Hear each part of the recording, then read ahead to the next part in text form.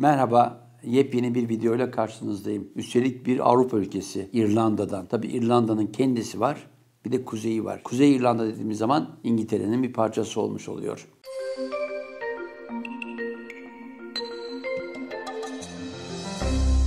İrlanda yüzyıllardan beri İngiltere'nin en büyük sorun kaynağı olarak tanımlanan bir ülke. Ama Kuzey İrlanda dediğimiz zaman benim de meslek hayatımda gerçekten çok olağanüstü olaylara tanık olduğum bir coğrafya. Belfast ve Derry. 1981'de tanıştım ben Kuzey İrlanda'yla. Malum Bobby Sands İngiliz parlamentosuna girdiği gibi kendisini hapiste bulan bir İRA sempatizanı milletvekiliydi ve cezaevinde kaldığı süre içinde yapmış olduğu açlık grevinde hayatını kaybetti. Şimdi öncelikle Kuzey İrlanda'dan bahsedeyim, Belfast'tan. Belfast bize ne hatırlatıyor biliyor musunuz? Salt bu olaylar değil. Belfast bize meşhur, yıllarca hatta bir yüzyıl boyunca dünya gündeminden düşmeyen bir gemi faciasını, Titanic. Evet, Titanic orada inşa edilmişti. Ve gariptir, ilk kez de İrlandalıların, yoksul İrlandalıların yeni dünyaya gidişlerinde bir araç olmak istemişti ama kaderinde varmış Titanic'in. 1912'de 1513 kişi gemiyle beraber battı ama onlarca yüzlerce insan da denizde donarak öldü. Bazıları kurtarıldı. Onların anısına Hollywood gündemde bir Titanic'i tutuyor. Ama en son yapılan film hakikaten müziğiyle, oyun gücüyle gerçekten çok başarılıydı. Oscar'la da ödüllendirildi. Peki Titanic'in dışında Kuzey İrlanda deyince bana ne mesajlar veriyor? Birazdan anlatacağım. Kuzey İrlanda tıpkı bizim coğrafyada olduğu gibi farklı inançlar yüzünden yüzyıllardan beri savaşan bir ülke. Şu anda Birleşik Krallığın bir parçası Belfast ve Derry. Ama İrlanda'ya katılmak üzere aşağı yukarı 100-150 yıldan beri bir savaş sürüyordu. Kuzey İrlandalılar. Bunlar Katolik. Bağımsızlıklarına çok düşkün. Evet, Katolik. Kullandıkları metotlar uluslararası gerilla yöntemleri olduğu için Kaddafi dahil olmak üzere dünyadaki bir sürü ulusal kurtuluş hareketlerini destekleyenler İrlanda hareketini desteklemişti. Hiç unutmam, İmam Hümeyni'nin isteği üzerine İran'da devrimden hemen sonra sokaklardan birine o hücresinde ölen Kuzey İrlandalı milletvekili Bobby Sands'in adı verilmişti. Tahran'da bir sokak var. Şimdi benim tanıklıklarım Kuzey İrlanda'da 1981 yılında birkaç ay sürdü. Çok ülkede tanık olduğum bir olay. Sivil halkın arasına karışmış, terörist diye nitelenen İrlanda Kurtuluş Ordusu sempatizanı kişiler, gençler polise silahlarla saldırıyor. Silahları da tabii ki Molotov kokteyli ve asit şişeleri. Bunun karşılığında da İngiltere'nin orada varlığını koruyan İngiliz polis ve güvenlik güçleri de buna karşı plastik mermilerle, gaz bombalarla saldırıyor. Zaman zaman normal mermilerin kullanıldığına da tanık olmuştuk olaylarda. Ama en çok mağduriyet veren, benim de kasığıma bir tanesi isabet eden plastik mermilerdi. Allah korusun kafaya geldiğinde direkt öldürüyor. Bir meslektaşımın kolu kırılmıştı. Ben kasıktan o yüzden yaralandım. Yıllar sonra da bir ameliyat geçirmek zorunda kaldım ama 2-3 gün bir hastane ardından otel odasında kıpırdayamadan kalmıştım. Hatta Bağımsız İrlanda Radyosu benim yaralandığımı duyurmuştu haber bültenlerinde. O dönemde tanık olduğum o genç çocukların, sempatizanların İRA'ya vermiş oldukları destek, Bobby Sands'in açlık grevini sürdürdüğü o dönemde yapılan gösteriler, İngilizlerin adeta bölgeye, çünkü Demir Lady, Margaret Thatcher'dı o zamanlar, İngiltere'nin büyük sözcüsü, başbakanı, çok sert uygulamaları vardı ve gariptir o tarihlerde Demir Lady'ye de yönelik bir sabotaj eylemi oldu. Üstelik onun bizzat Kuzey İrlanda'da kaldığı dönemde kaldığı otelin yanı başındaki bir bina havaya uçuruldu. Bu olaylar işin terör tarafı. Peki Kuzey İrlanda bütün bunları yaşarken dünya bunları nasıl izliyordu? Dünya ikiye bölünmüştü. Bir İrlanda diasporası, Kuzey İrlanda diasporası.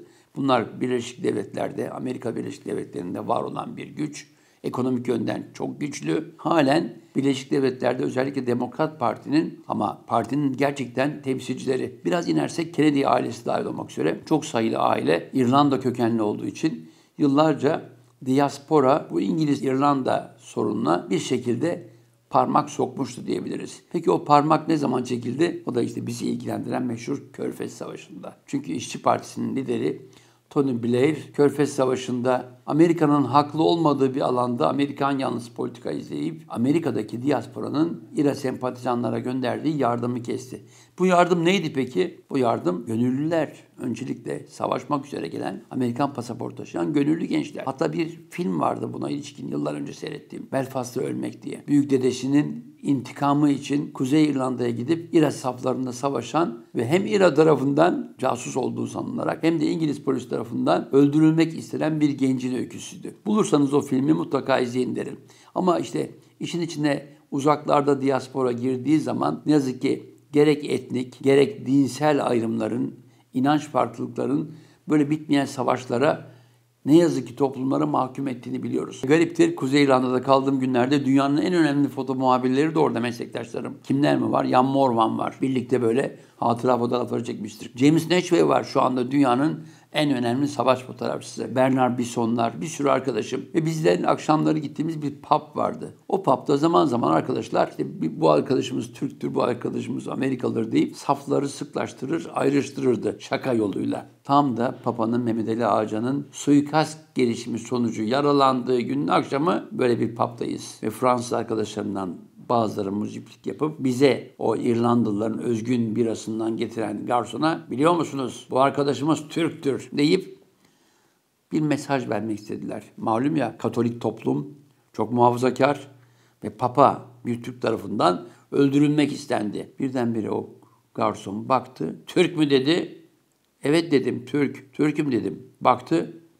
O zaman bu Guinness yetmez. Bir tane daha getiriyorum dedi. İkinci Guinness'i getirdi. Bu da benden dedi. Anlayamadım dedim. Seni bir yere göndereceğim dedi. Git orada bak. Neye bakayım dedim. Sizden kalan geminin resimleri var dedi. Beni ertesi sabah bir yere gönderdi garip şekilde. Meğer 1845'lerde İrlanda'da o zamanlar Birleşik İrlanda.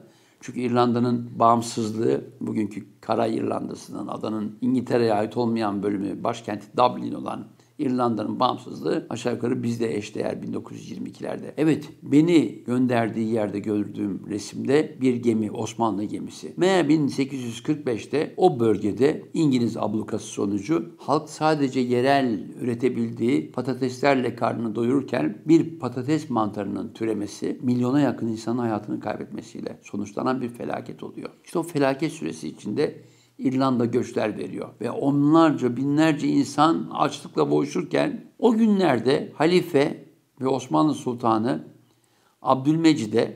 Sultan Abdülmecid'e giden bir İngiliz, İrlanda kökenli bir İngiliz, ülkesinde yaşananları anlatınca Abdülmecid gerçekten çok duygulanıyor. Ciddi şekilde yardım etmek istiyor. Gönderdiği rakam çok garip. Fazla göndermek istiyormuş rivayete göre. Ama o dönemin imparatoriçesi veya kraliçesi Victoria sadece yardımı 1000 altın poundla sınırlayınca Sultan Abdülmecid bir gemi dolusu yiyeceği oraya İrlanda'nın bugün İrlanda Cumhuriyeti'ne kalan kentine gönderiyor. Bu kent Drogheda.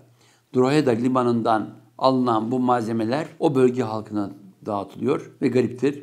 O bölge halkı bunu anmak için bir caddenin ortasında bir levhaya bu olayı anlatan bir plaket asmış. Aradan geçen bir 100 yıl ama yardımlar unutulmaz. O yüzden yapılanlar çok önemliydi ama o Fransız müzik meslektaşımın beni mağdur etmek için ortaya attığı lafın geri dönüşü benim için o kahvenin, o kafeteryanın müdaimi olmama yol açtı ve gariptir.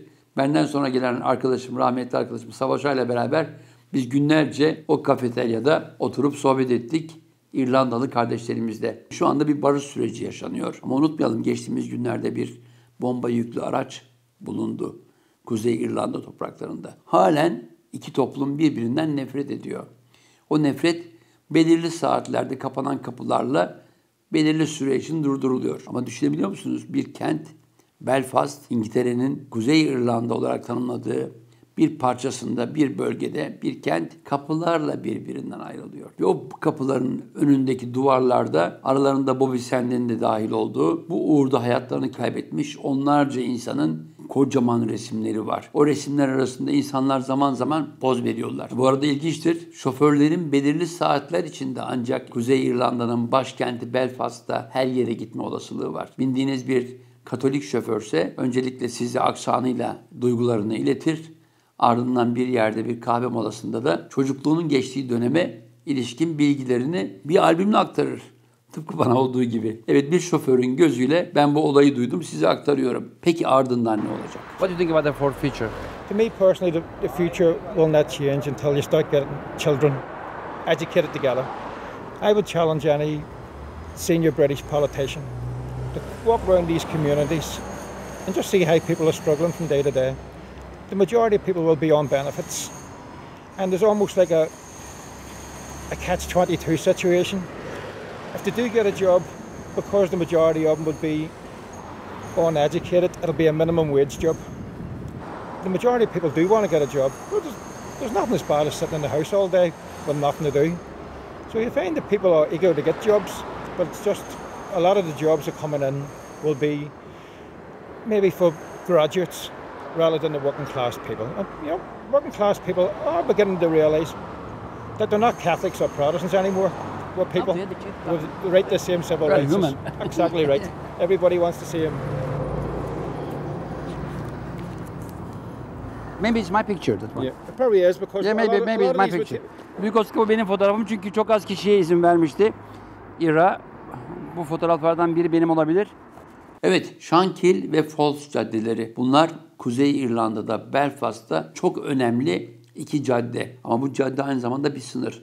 Tıpkı zamanında Beyrut'u doğu ve batı diye bölen o caddelerde olduğu gibi veya bugün Kıbrıs'ı malum Lefkoşa'yı bölen Yeşil Hat gibi ülkenin başkentini ikiye ayıran bir cadde. Bu caddede belirli aralıklarla kapılar var. Bu kapılar belirli saatlerde kapanıyor. Düşünebiliyor musunuz? Özgürlüğün vatanı, demokrasinin vatanı, insan hakları evrensel beyannamesinin sözde uygulandığı Avrupa'nın göbeğinde bir ülkede, üstelik bütün bunların ana vatanı olan İngiltere'de bir kentin kapıları belirli saatlerde kilitleniyor. Ertesi sabah güneş doğuncaya kadar. İşte alınacak çok ders var. Kuzey İrlanda bazı açılardan bize benzer özellikleri sahip ama diğer tarafta çok özgün bir ülke. Umarım barış süreci süreç olmaktan çıkar. Umarım barış gerek Kuzey İrlanda'da gerek bütün dünyada kalıcı olur. Süreçler sonlansa bile barışın hakim olduğu farklılıklar ülkesine dönüşür.